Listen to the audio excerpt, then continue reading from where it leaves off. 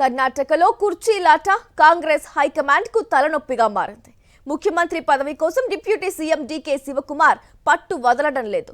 అధిష్టానం జోక్యం తప్పనిసరిగా మారడంతో రాహుల్ గాంధీ స్వయంగా రంగంలోకి దిగారు.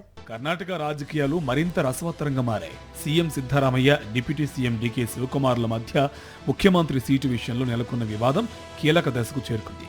డీకే శివకుమార్ నాయకత్వ మార్పుపై అధిష్టానంతో చర్చించేందుకు పదే ప్రయత్నిస్తున్న సమయంలో కాంగ్రెస్ అగ్రనేత రాహుల్ గాంధీ జోక్యం చేసుకున్నారు. విదేశాల్లో ఉన్న రాహుల్ డీకే శివకుమార్ కు వేచి ఉండండి, నేను మీకు కాల్ చేస్తా అని వాట్సాప్ సందేశం పంపి ఆందోళనలకు తాత్కాలికంగా బ్రేక్ వేశారు. అయితే గత వారం రోజులుగా ఢిల్లీలోనే మకాం వేసిన డీకే శివకుమార్ వర్గం ఎమ్మెల్యేలు పార్టీ పెద్దలను కలిసేందుకు ప్రయత్నిస్తున్నారు. ఎట్టకేలకు రాహుల్ నుంచి సందేశం రావడంతో డీకే టీంకు ఊరట దక్కింది.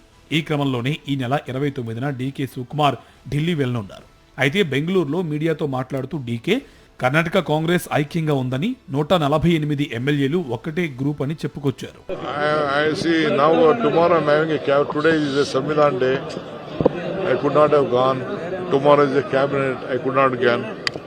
After that, definitely I will seek time if anything is there, because I want to finalize this MLC seats.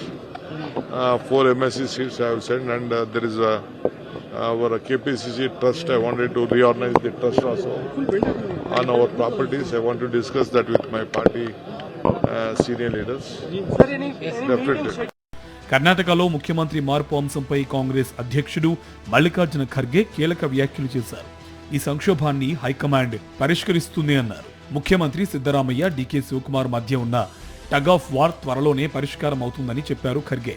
Sonia, Rahul Gandhi తాను కలిసి ఈ సమస్యను పరిష్కరిస్తామని స్పష్టం చేశారు.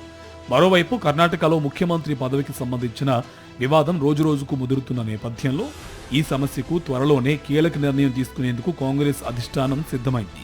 డిసెంబర్ 1లోగా ఈ సమస్యను పరిష్కరించాలని నిర్ణయించినట్టు తెలుస్తోంది. పార్టీలో ఎలాంటి అస్థిరత కనిపించకుండా నివారించడానికి డిసెంబర్ 1వ తేదీన పార్లమెంటు శీతాకాల సమావేశాలు ప్రారంభం కాకముందే కర్ణాటక సీఎం మార్పు విషయంలో వస్తున్న వార్తలపై ఒక క్లారిటీ ఇవ్వాలని కాంగ్రెస్ హైకమాండ్ భావిస్తోంది.